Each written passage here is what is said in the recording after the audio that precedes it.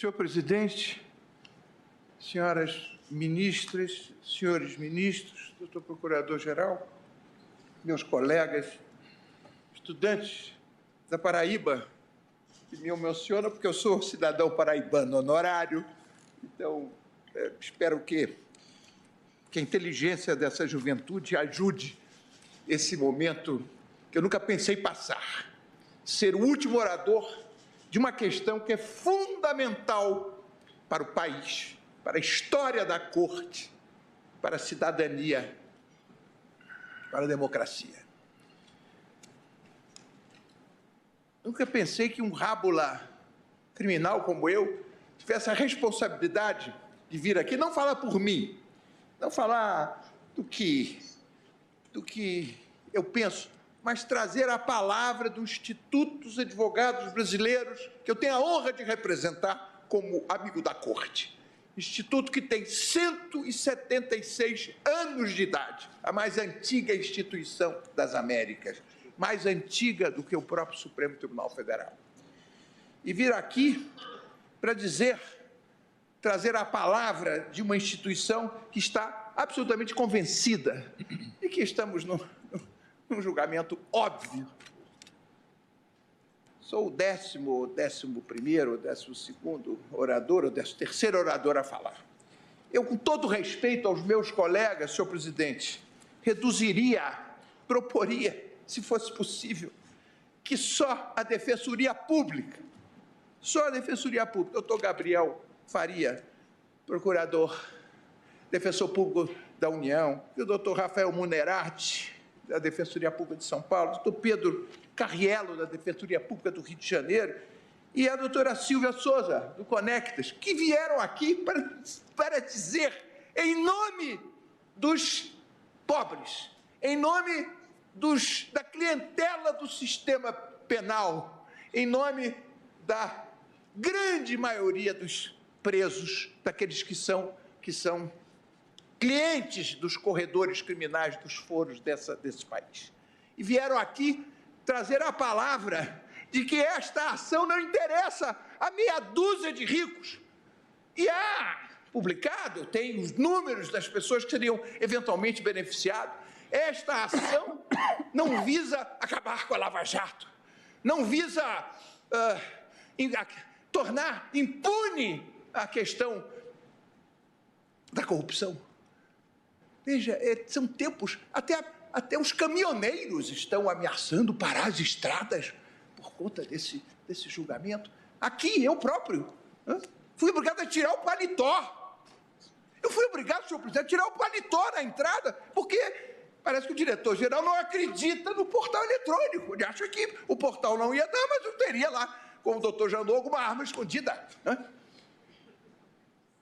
Tempos difíceis, mas significativos, simbólicos do que nós estamos vivendo.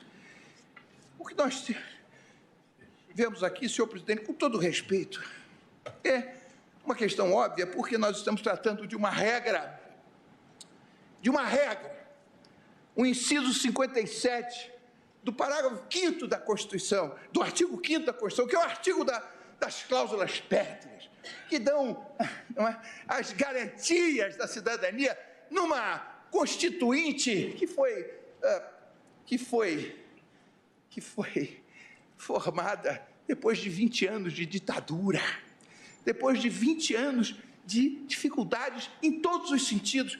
A Constituição de 88, a Constituinte de 88, que faz nascer a Constituição Cidadã, é a grande palavra que os juízes estão obrigados a seguir.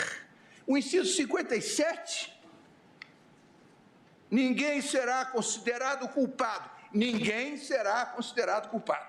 até o trânsito em julgado da sentença penal condenatória.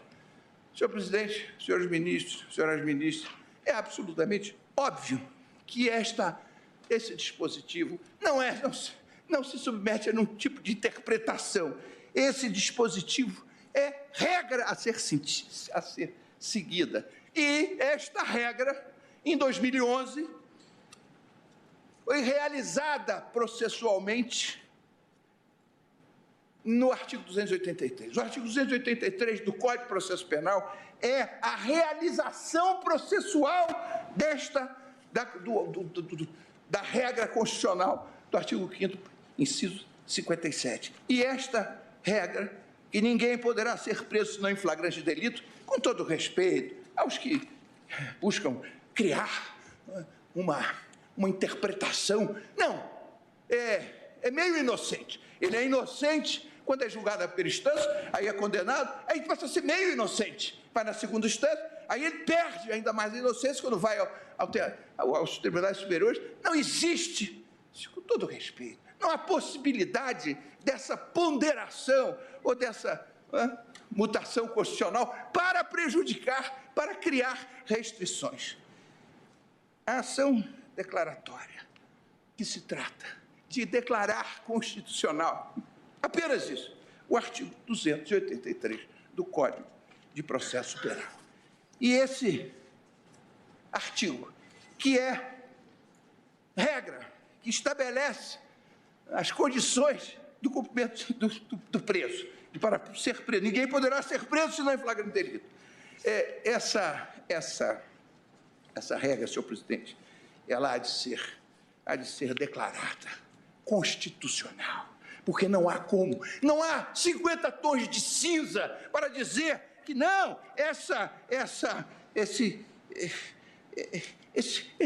é preciso temperar o trânsito de julgado. Não, não é bem assim. O trânsito de julgado, meu Deus, querer estabelecer o que não pode ser estabelecido. Senhor presidente, Egrégia Corte, eu quero finalmente dizer, eu aqui no início dos trabalhos, uma referência ao Cristo na cruz, na referência ao que o grande arquiteto, criador de Brasília, Oscar Niemeyer, desenhou e projetou, comunista, membro do Partido Comunista, ateu, desenhou aquele espaço de Cristo na cruz. Eu ouvi aqui colegas fazerem um pouco de confusão em relação ao sentido. Aquilo não tem a ver com a laicidade do Estado. Cristo está nos tribunais para lembrar aos juízes que não é possível lavar as mãos.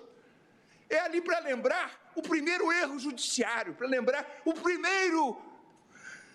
primeira pessoa julgada sem advogado, sem defesa, crucificado por um juiz que lava as mãos, e ali é para lembrar, em todos os tribunais do mundo ocidental, é para lembrar ao juiz, não que seja uma mensagem do genial Papa Francisco, não tem nada a ver com a religião. Às vezes, alguns juízes que entram nas cortes com uma denominação de outras religiões, propõem a retirada daquele símbolo que não tem nada a ver com a religião, mas tem a ver com a garantia que se espera no julgamento das questões, os juízes que respeitem, sobretudo, a Constituição.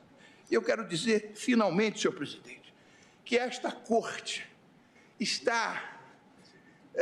tem uma história de violência. Ela própria, em 65, teve ampliado os seus ministros para 16, como se fosse possível, com isso, alterar os julgamentos a favor do governo. Pois bem, quero dizer, finalmente, que depois, em 60, no ato institucional número 5, 68 e 69, 3 juízes dessa corte foram retirados, foram sem nenhuma explicação. Esta corte tem prestado as homenagens de estilo a esses 3 grandes ministros que foram cassados. Eu proporia, senhor presidente, se Oscar Niemeyer fosse vivo, que ali daquele lado, onde está a bandeira do Brasil, se fizesse um monumento, uma cicatriz da violência que esta corte sofreu. Uma cicatriz para lembrar que nem o agravo da ditadura, que nem a retirada à força de 3 membros da casa pôde levar a esse tribunal a capitular, pôde levar a esse tribunal a desmerecer o compromisso e o juramento que todos fizeram para respeitar a Constituição. Desse modo, eu espero, senhor presidente, que esta corte declare constitucional o artigo 283 do Código de Processo Penal, realização processual da Constituição, como medida da mais pura justiça. Agradeço.